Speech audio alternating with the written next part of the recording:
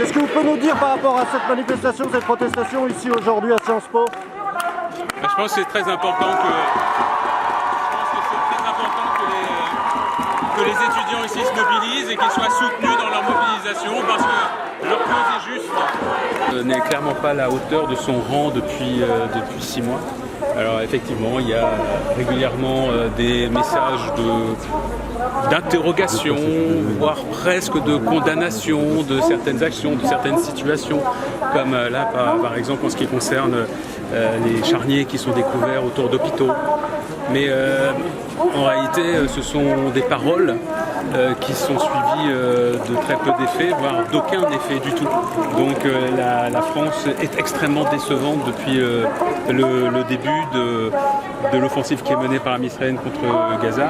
Et je dirais même qu'elle se déshonore par rapport aux valeurs qu'elle est censée porter.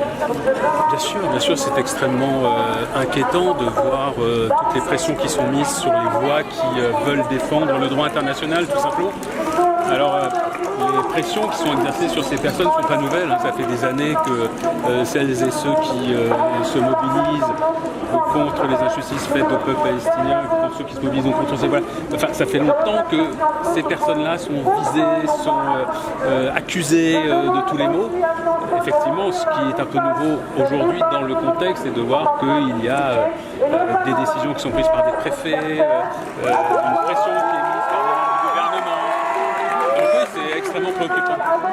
Aujourd'hui, la priorité, c'est évidemment d'arrêter de financer Israël dans sa campagne militaire. Donc il faut arrêter d'armer Israël, il faut arrêter